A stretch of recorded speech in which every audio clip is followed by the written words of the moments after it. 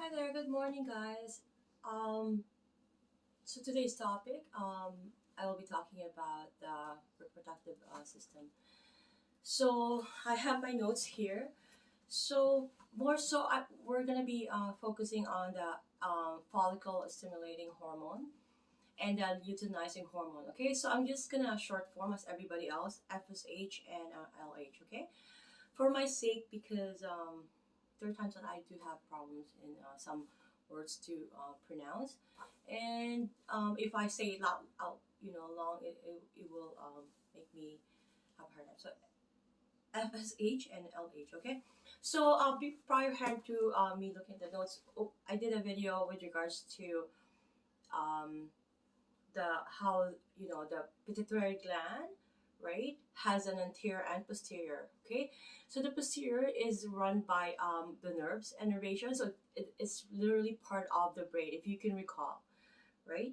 And then the anterior is is run by bloodstream, so it's like hormone going into the bloodstream. Okay, so how it works is you know all of the names usually, if you keep in mind, it really resonate, or it really is giving you a story.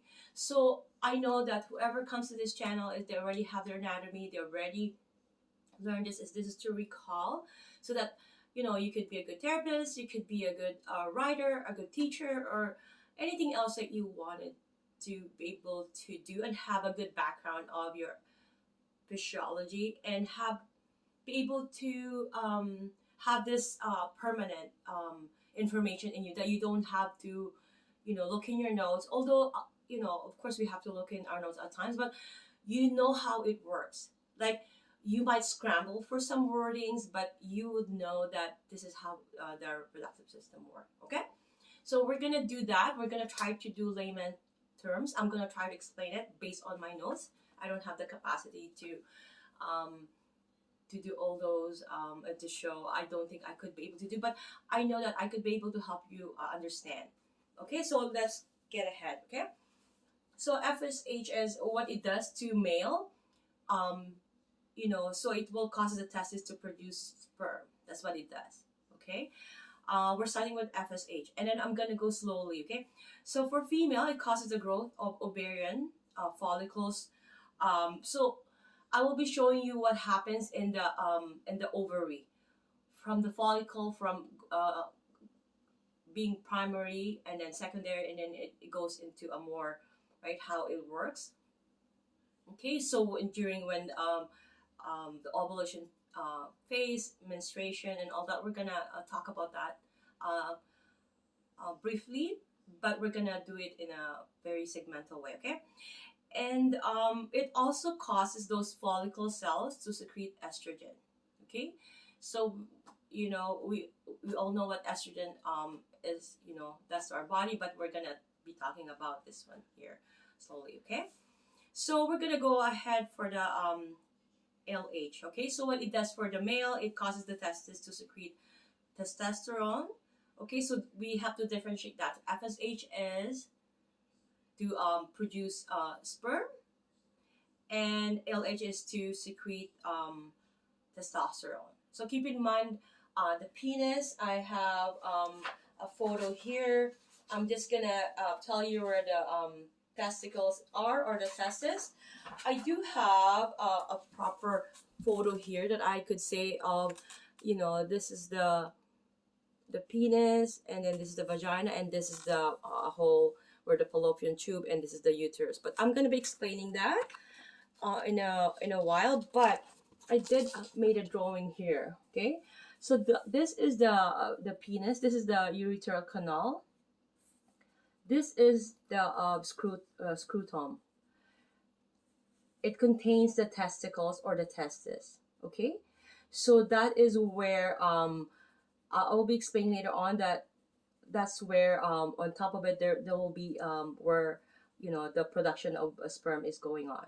Okay, and this one here, that is the prostate gland. Okay, so I just want to show the location, or anatomy of it, and we're gonna go ahead with the Sorry, with the discussion here, or sorry, the presentation of this topic. Okay, I just want to mention about difference between puberty and adolescence. Okay, so puberty is when, either female or male is ready for per, to parent or to reproduce a child, right? More so likely, the ovary of a woman is start um, to mature at around 11, 12, 13. So there's that, um, sorry, we all have this basis of, or as a base, right? So 12 is more so the foundation age for the ovary to be ready for, to reproduce, right? To make, to be a parent, more so. And for the boys, right, around between 14 to 16, they're producing sperm, right? And adolescence in a way is more so maturity, and this is more in a mental or emotional state of maturity, whereas the other one is sexual maturity, right? Because it's the body that's naturally doing its way of progress and build. It's like a girl into a stage where we're gonna become a woman, right? That's the initial stage, that transition, right? And also for the boys, right? So that's the difference between two. And I just want to mention that when it comes to adolescence, right, women tend to mental and emotional maturity than boys. Around 2025, women are usually thinking about, getting married and having that, like their life. They're thinking about what's going to happen with their life. They're going to be thinking about, or we were going to be thinking about, like, where would my life be? I remember, like, because me, I was here, I believe, 16, and my mom had cancer, and I grew really fast. I was, it was, I had to. She had cancer, and she brought us here because I think her cancer was really, she wasn't telling us anything, but it was really progressing. She has leukemia, so I think she was at her last point. So she's in a palliative care, which I didn't even know. Now I'm realizing, because I do know, at least 200 pathologies, and I do know, and the body, so I do know how it works, and all that. So I have an idea now what she went through. Not that, in God forbids, right? I have 3 children, but my mom went through a lot, and during that stage, she was combating cancer, right? And I had to grow fast, and it kind of was sort of good for me. But my point here is that women, if you they adapt so very well. Like, there's that maturity in them that whatever life situation, whatever you throw to them, they will most likely be adaptive to it. They're natural. Like, they become pregnant, they will so adapt to taking care of that child, no matter what. They might have some issues here, and of course, being a teenager or being young, or just so many other factors, right? But keep in mind, whereas where boys are, if they're adults, it takes, they could be like 45, and they're still thinking about, like, playing games, and just, oh, I'm just gonna lay back, whatever takes me, being just content and calm. They're so calm, while women are so intense, if you know that difference. Okay, so going back to the topic, but we all know that difference, and I hope that I could be able to explain that. Okay, so for the male reproductive system, right, the external genitalia, I have I have shown here. I have a cup um of a it's not really noticeable. This is the soft part. Sometimes there's that folds, right? That's in here, the covering, and the reason that's cut usually for medical reason. Babies, when they're babies, were during the first few week of child after childbirth, then we're gonna have to cut that. But back then, it's more of so tradition of Judaism and Islam, I believe. You can correct me. This is just based on what I did a little studying, but I could be wrong. And then Catholicism adapted it and become a tradition. So more so between 7 to 9, boys will be cutting those extra sort of fold here, right? Okay, I do have another photo of my drawing, right? So this is um, the soft part. That is what gets engorged when a guy is have arousal, right? Keep in mind that arousal is more of a blood engorgement, okay? And it engorge, it goes hard, right? Because of that blood engorgement, okay?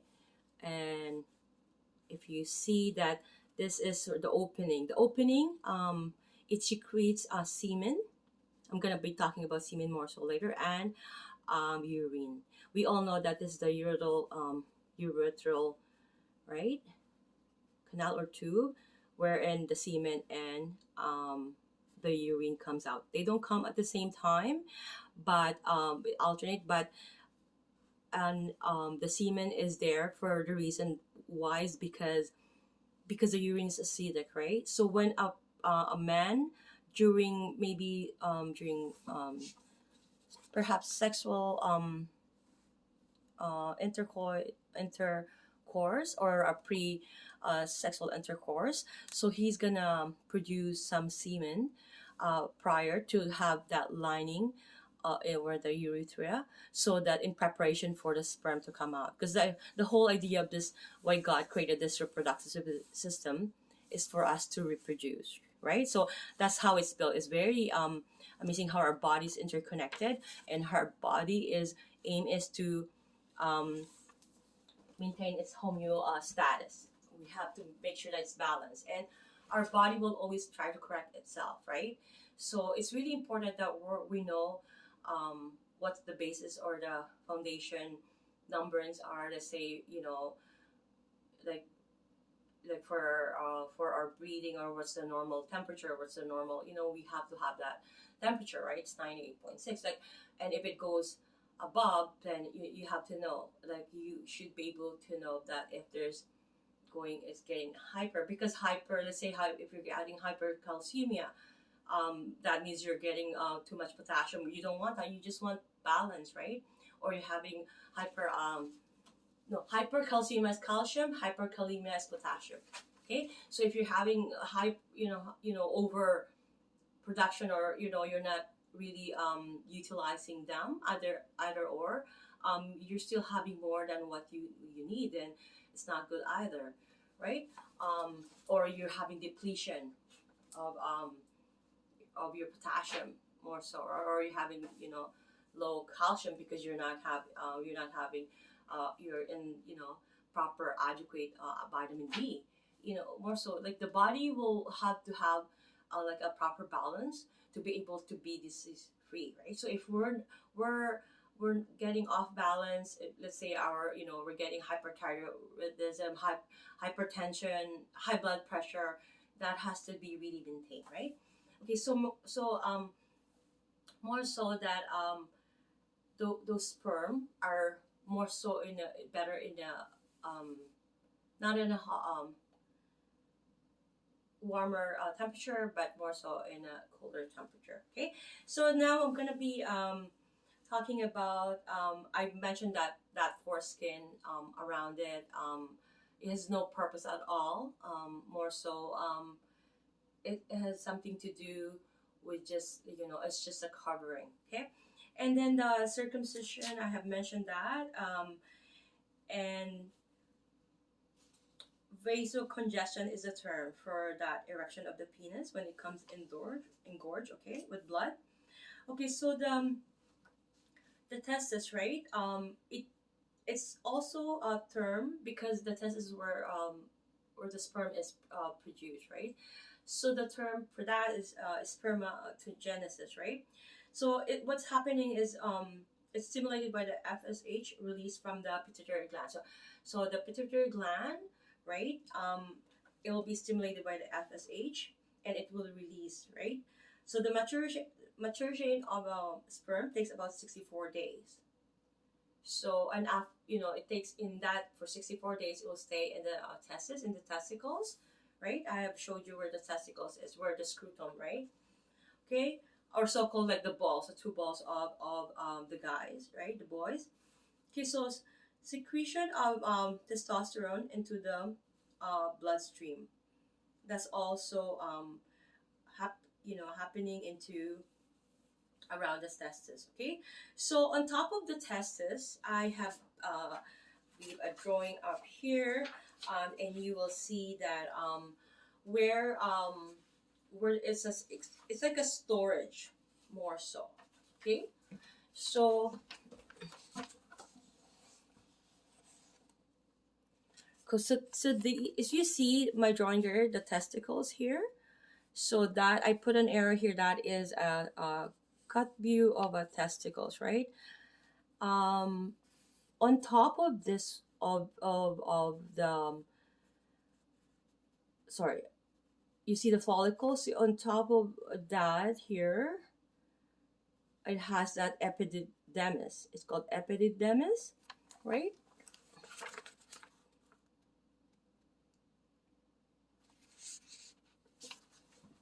It's just the lighting, maybe I should move that. And so it's coiled tube where sperm are stored. So it's like I said, it's more like a storage, right? Just like as the spleen, right? It's like a blood storage. So okay, so the vast difference is where that tube. So I'm gonna be showing you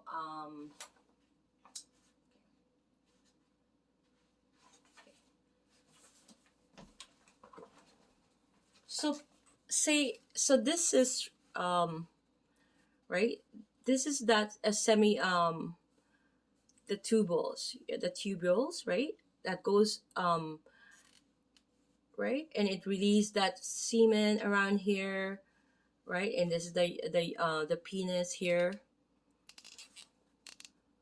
Okay, so what's happening is that when that tubule is cut here, because okay, so that penis, right, so that's where the sperm is going to be pushed up to that tubules here by peristaltis, right?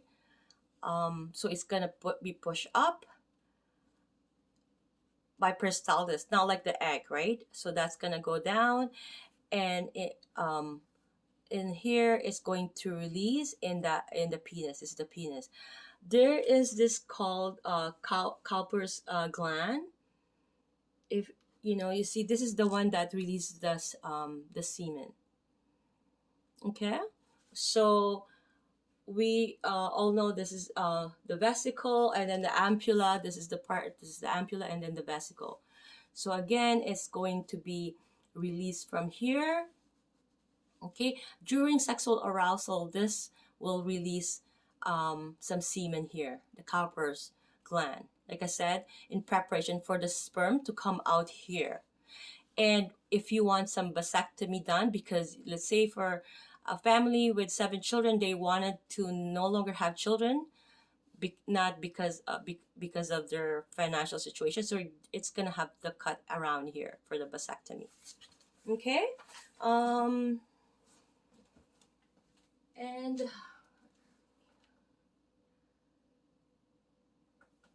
okay, so if a person, let's say I'm gonna be talking briefly about a few of the disorder. Let's say if the prostate gland is for some reason been taken out, let's say for cancer, prostate cancer, right? That means the guy doesn't have any sexual some sexual it's like game over. There's no more urge or some sexual urge, or he's not interested anymore in any of anything with sexual intercourse, right? um But keep in mind, with male or boys or male, they often have sorry, not boys, but they're often male. They often time have prostate cancer. It's more so when they're 60s because this is associated more so with age. For us with women, we deal with more things, right? We have this cervical cancer, and so on and so forth, right? And we also, if you keep in, uh, are um, are more complicated, right? So we have different openings, and we have to be. It's more open, not like the urethra, right? The UTI, right? The men's urethra is long, so that's why they're not really prone or risk for UTI, whereas women are, right? And also keep in mind is the because of the opening of the vagina. Let me just show, right? It's really important to be able to know the, but we will get there because I did wanted to do like how I wrote them down because it will show more so a systematic because we will have to touch up menstruation as well, and that's kind of an ovulation. That's more so a big topic with women, and then I will be showing with anatomy, okay? Because it's important to know where the orifice or the vaginal opening, and then the hymen, because for a girl, just gonna mention it now. I feel weird running. Back in the days, they would check for the hymen, and they'll know that if a woman or teenager has given that authority to have to be um, right for a sexual intercourse. That means they just broke the hymen, right? But there are other ways that could also happen in a ways without having sexual intercourse, and that's sad, right? Per se, if that happens. Okay, so I mentioned the urethral. By the way, coitus is a term for sexual intercourse. Okay, so during coitus, there is an increase in muscle contraction throughout the body. It's more so like a sexual excitement approaches when it's approaching its peak. It's actually what it's doing is so the prostate gland is rushing to have the sperm, right, goes to the testicle, and it's that tension as well as the Cowper's gland is releasing also that semen all together, and they are going into the testicle and ready to be ejaculated. Keep in mind that erection is more so a blood engorgement, right? So if they're erect, they're going to they're engorged, right? They're kind of pointing. They're saying point and shoot. Point is like they get hard, and then they're ready to expel the sperm and semen to get together. Okay. Keep in mind to also, let's say if a guy had a vasectomy, that means